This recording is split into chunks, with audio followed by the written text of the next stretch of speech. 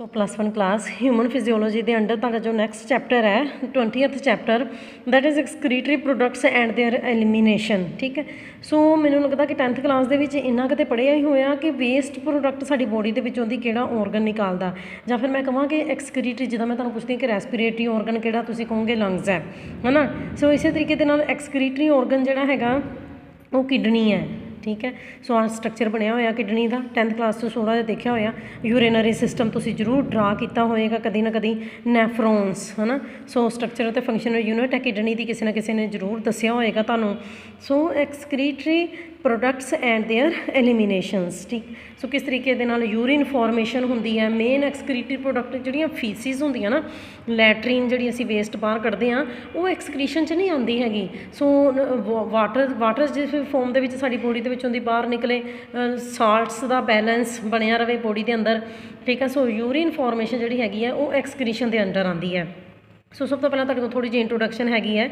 सो animals जिहड़े हैगे आ थोड़ी देर दे लई टैंपरेरीली वो नाइट्रोजीनस वेस्ट जिहड़ी हैगी जिवें कि अमोनीआ, यूरिया, यूरिक एसिड है ना, कार्बन डाइऑक्साइड, वाटर, आयनस जिवें कि sodium, potassium, calcium, phosphate, sulphate ions वगैरह, pigments, spices, drugs, inorganic substances, vitamins वगैरह जिहड़े है मैटाबोलिक एक्टिविटीज़ तो प्रोड्यूस होए हैं जां फिर एक्सैस दे विच इंजैशन हुई है। तुसीं कोई भी चीज़ जिहड़ी अपने अंदर खाधी है बॉडी के अंदर लैके गए हो ਉਹਦੇ करके ठीक है बहुत सारिया नाइट्रोजीनस वेस्ट जी है बॉडी के अंदर इकट्ठी होनी शुरू हो जाती है। ठीक है जी, सो ये जोड़े वेस्ट मैटीरियल्स जोड़े है इन्हों दो कैटागरी के अंडर भी रखा जाता है, volatile and non volatile. Carbon dioxide एक गैस है, वोलेटाइल है ना। सो रेस्पिरेटरी सरफेस तो गैस की फॉर्म के बाहर निकल जाती है। वाटर भी वोलेटाइल है ना, वो वेपर की फॉर्म के रेस्पिरेटरी सरफेस तो जिवें कि स्किन तो वेपर्स की फॉर्म के बाहर निकल जाता। तो बाकी सारिया जड़ियाँ वेस्ट देखो ना, जिदा लिक्विड वाटर हो गया तो कार्बन डाइऑक्साइड गैस हो गई, इन्हों वोलेटाइल असी वेस्ट कहते हैं। नॉन वोलेटाइल जोड़े है वो एक्वस सोल्यूशन की फॉर्म के बॉडी तो रिमूव कर दिते जाते हैं ना।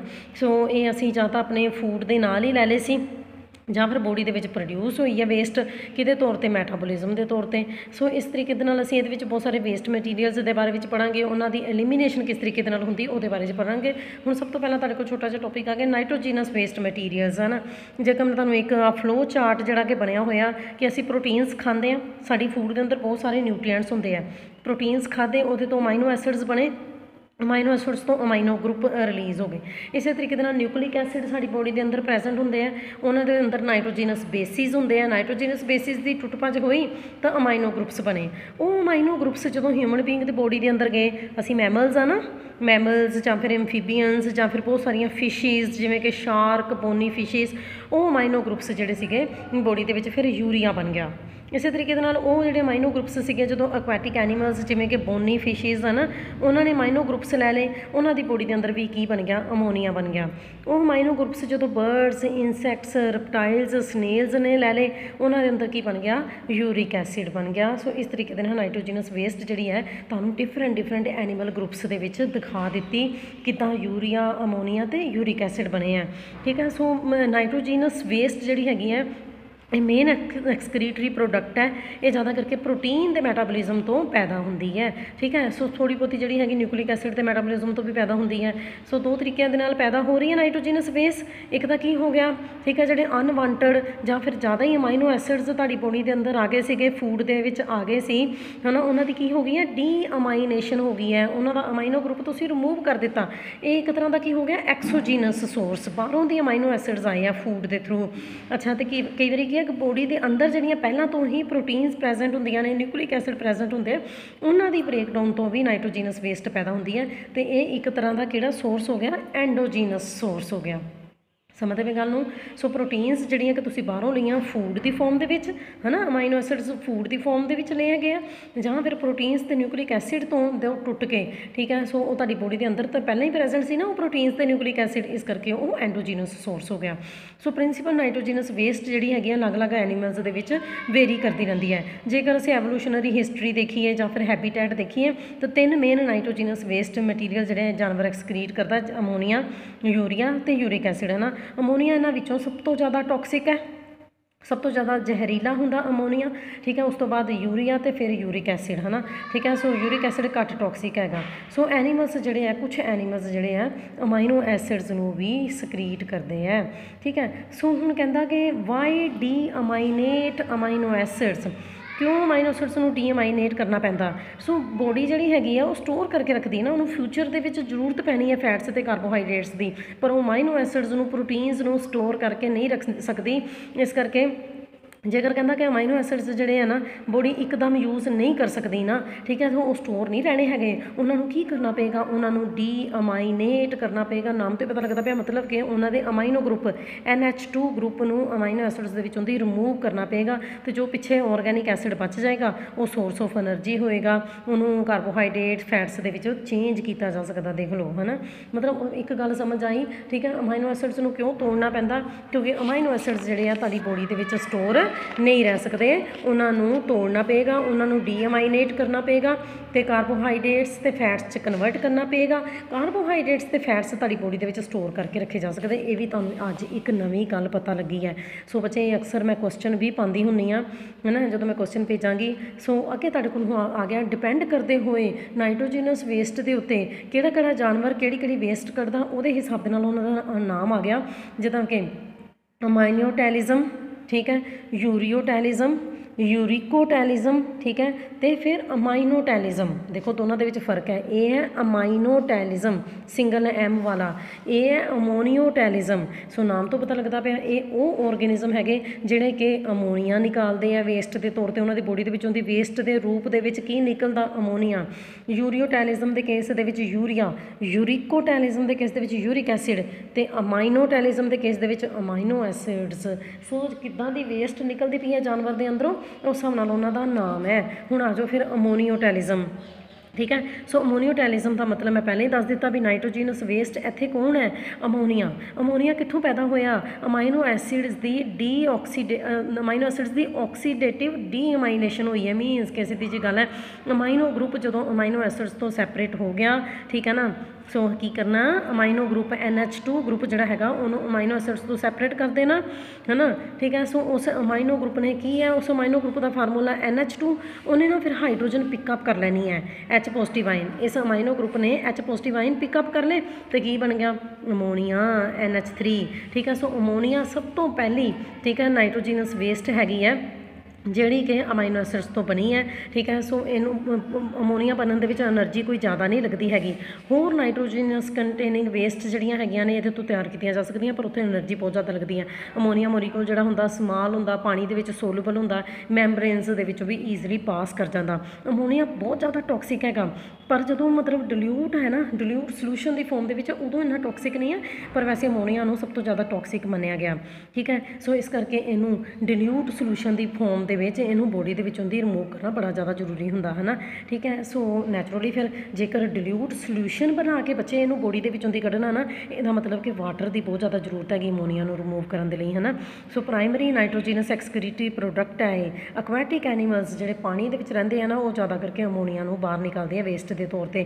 ਸਮਾਨ ਐਨੀਮਲਸ ਜਿਵੇਂ ਕਿ ਅਮੀਬਾ, ਪੈਰਾਮੀਸ਼ੀਅਮ, ਹਾਈਡਰਾ, ਸਟਾਰਫਿਸ਼ ਵਗੈਰਾ ਜਿਹੜੇ ਆ, ਉਹ ਸੈੱਲ ਤੋਂ ਡਿਫਿਊਜ਼ਨ ਦੀ ਪ੍ਰੋਸੈਸ ਦੇ ਦੁਆਰਾ ਵੀ ਇਹਨੂੰ ਡਾਇਰੈਕਟਲੀ ਬਾਹਰ ਕੱਢ ਸਕਦੇ ਆ। ਪਲੈਨੇਰੀਆ, ਸਕੈਰੀਜ਼, ਅਰਥਵਰਮ, ਲੀਚ ਵਗੈਰਾ ਜਿਹੜੇ ਹੁੰਦੇ ਆ, ਹੈ ਨਾ। ਸੋ ਬਹੁਤ ਸਾਰੇ ਫਰੈਸ਼ ਵਾਟਰ ਜਿਹੜੇ ਐਨੀਮਲਸ ਹੈਗੇ ਆ, ਟੈਡਪੋਲਸ ਹੈ, ਟੇਲਡ ਐਮਫੀਬੀਅਨਸ ਹੈਗੇ ਆ। ਸੋ ਉਹ ਅਮੋਨੀਆ ਨੂੰ ਕਿਸ ਤਰੀਕੇ ਦੇ ਨਾਲ ਬਾਹਰ ਕਰਦੇ, ਅਮੋਨੀਅਮ ਆਇਨ ਦੀ ਫੋਰਮ ਦੇ ਵਿੱਚ NH4 ਪੋਜ਼ਿਟਿਵ ਦੀ, ਠੀਕ ਹੈ। ਸੋ ਆਪਣੇ ਗਿਲਸ ਜਿਹੜੇ ਉਹਨਾਂ ਦੇ ਰੈਸਪੀਰੇਟਰੀ ਆਰਗਨ ਹੈ ਨਾ, ਉਹਦੇ ਐਪੀਥੀਲੀਅਮ ਦੇ ਥਰੂ ਅਮੋਨੀਅਮ ਆਇਨ ਦੀ ਫੋਰਮ ਦੇ ਵਿੱਚ ਵੀ ਅਮੋਨੀਆ ਨੂੰ ਬਾਹਰ ਕੱਢਦੇ। ਦੇਖੋ ਹਰ ਇੱਕ ਐਨੀਮਲ ਦਾ ਆਪਣਾ ਆਪਣਾ ਹੈਗਾ। ਅਮੋਨੀਆ ਬਹੁਤ ਜ਼ਿਆਦਾ ਸੋਲੂਬਲ ਹੋਣ ਦੇ ਕਰਕੇ ਪਾਣੀ ਦੇ ਵਿੱਚ, ਠੀਕ ਹੈ। ਸੋ ਇਹਨੂੰ ਡਿਜ਼ੋਲਵ ਕਰਨ ਦੇ ਲਈ ਬਹੁਤ ਜ਼ਿਆਦਾ ਵਾਟਰ ਦੀ ਲੋੜ ਪੈਂਦੀ ਬੋਡੀ ਦੇ ਵਿੱਚੋਂ ਦੀ ਇਹਨੂੰ ਬਾਹਰ ਕੱਢਣ ਦੇ ਲਈ। ਸੋ ਜਿਹੜੇ ਜਾਨਵਰ, ਫਿਰ ਮੈਂ ਪਹਿਲਾਂ ਹੀ ਦੱਸ ਦਿੱਤਾ ਤੁਹਾਨੂੰ, ਅਮੋਨੀਆ ਬਾਹਰ ਨਿਕਾਲਦੇ ਆ ਐਜ਼ ਏ ਵੇਸਟ, ਉਹਨਾਂ ਨੂੰ ਅਸੀਂ ਕੀ ਕਹਿੰਦੇ ਆ, ਅਮੋਨੀਓਟੈਲਿਕ ਐਨੀਮਲਸ ਕਹਿੰਦੇ ਆ। ਦੂਸਰੇ ਤੁਹਾਡੇ ਕੋਲ ਆ ਗਏ ਯੂਰੀਓਟੈਲਿਜ਼ਮ, ਠੀਕ ਹੈ। ਸੋ ਯੂਰੀਆ ਦੀ elimination as a main nitrogenous waste material, ਹੈ ਨਾ। ਸੋ ਯੂਰੀਆ ਜਿਹੜਾ ਹੈਗਾ, ਯੂਰੀਆ ਸਾਈਕਲ ਦੇ ਦੁਆਰਾ ਲੀਵਰ ਦੇ ਵਿੱਚ ਇਹਦੀ ਫਾਰਮੇਸ਼ਨ ਹੁੰਦੀ ਹੈ। ਅਸੀਂ ਉਸ ਸਾਈਕਲ ਨੂੰ ਨਾ ਆਰਨਿਥਿਨ ਆਰਜਿਨਿਨ ਸਾਈਕਲ ਵੀ ਕਹਿੰਦੇ ਹਾਂ, ਠੀਕ ਹੈ ਜੀ। ਸੋ ਅੱਛਾ, ਤੇ ਇਹ ਯੂਰੀਆ ਜਿਹੜਾ ਹੈਗਾ ਲੀਵਰ ਦੇ ਵਿੱਚ ਦੇਖੋ ਇੱਕ ਹੋਰ ਗੱਲ ਸਿੱਖਣ ਨੂੰ ਮਿਲੀ ਹੈ, ਬੋਡੀ ਦੇ ਅੰਦਰ ਲੀਵਰ ਸੈਲਸ ਦੇ ਵਿੱਚ ਯੂਰੀਆ ਫਾਰਮੇਸ਼ਨ ਹੁੰਦੀ ਹੈ ਨਾ, ਠੀਕ ਹੈ। ਸੋ ਜਿਹੜਾ ਕਿ ਕੰਬਾਈਨ ਕਰ ਜਾਂਦਾ ਫਿਰ ਬਾਅਦ ਦੇ ਵਿੱਚ ਅਮੋਨੀਆ, ਕਾਰਬਨ ਡਾਈਆਕਸਾਈਡ ਵਗੈਰਾ ਦੇ ਨਾਲ ਵੀ ਹੈ ਨਾ। ਸੋ ਯੂਰੀਆ ਬਹੁਤ ਕੰਪਲੈਕਸ ਮੋਲੀਕੂਲ ਹੈਗਾ ਹੈ ਨਾ। ਸੋ ਇਹਦੀ ਅਮੋਨੀਆ ਤੋਂ ਠੀਕ ਹੈ ਸਿੰਥੇਸਿਸ ਹੋਣ ਦੇ ਲਈ એનર્ਜੀ ਦੀ ਜ਼ਰੂਰਤ ਪੈਂਦੀ ਹੈਗੀ ਹੈ ਨਾ। ਸੋ ਪਰ ਇਹਦੇ ਐਡਵਾਂਟੇਜ ਵੀ ਹੈ, ਜਿਹੜੇ ਜਾਨਵਰਾਂ ਦੇ ਅੰਦਰ ਯੂਰੀਆ ਬਣਦਾ ਨਾ ਉਹ ਉਸ ਜਾਨਵਰ ਦੇ ਲਈ ਇਹਦੇ ਕੁਝ ਐਡਵਾਂਟੇਜ ਵੀ ਹੈਗੇ ਆ। ਯੂਰੀਆ ਜਿਹੜਾ ਹੈਗਾ ਠੀਕ ਹੈ ਨਿਊਟਰਲ ਹੈ, ਇਸ ਕਰਕੇ ਜ਼ਿਆਦਾ ਟੌਕਸਿਕ ਨਹੀਂ ਹੈਗਾ ਅਮੋਨੀਆ ਦੇ ਨਾਲੋਂ, ਠੀਕ ਹੈ। ਸੋ ਇਹ ਬਿਨਾਂ ਕਿਸੇ ਬੁਰੇ ਪ੍ਰਭਾਵ ਦੇ ਬੋਡੀ ਦੇ ਅੰਦਰ ਹਾਈ ਡੋਜ਼ਿਸ ਦੇ ਵਿੱਚ ਕਲੈਕਟ ਹੋ ਵੀ ਸਕਦਾ ਹੈ, ਠੀਕ ਹੈ। ਅੱਛਾ, ਸੋ ਦੂਸਰੀ ਗੱਲ ਇਹਨੂੰ ਬਾਹਰ ਕੱਢਣ ਦੇ ਲਈ ਪਾਣੀ ਦੀ ਜ਼ਿਆਦਾ ਜ਼ਰੂਰਤ ਨਹੀਂ ਪੈਂਦੀ, ਇਹ ਕੰਸਨਟ੍ਰੇਟਡ ਫਾਰਮ ਦੇ ਵਿੱਚ ਵੀ ਨਾ ਬੋਡੀ ਵਿੱਚੋਂ ਦੀ ਬਾਹਰ ਕੱਢਿਆ ਜਾ ਸਕਦਾ। ਅਮੋਨੀਆ ਦੀ ਤਰ੍ਹਾਂ ਯੂਰੀਆ ਵੀ ਜਿਹੜਾ ਹੈਗਾ ਪਾਣੀ ਦੇ ਵਿੱਚ ਉਸ ਤਰ੍ਹਾਂ ਸੋਲੂਬਲ ਹੈਗਾ, ਠੀਕ ਹੈ ਨਾ। ਸੋ ਇਹਨੂੰ ਵੀ ਵਾਟਰ ਦੀ ਜ਼ਰੂਰਤ ਪੈਂਦੀ ਹੈ, ਠੀਕ ਹੈ ਨਾ, ਬੋਡੀ ਦੇ ਵਿੱਚੋਂ ਦੀ ਰਿਮੂਵ ਹੋਣ ਦੇ ਲਈ, ਪਰ ਉਨੀ ਜ਼ਿਆਦਾ ਨਹੀਂ।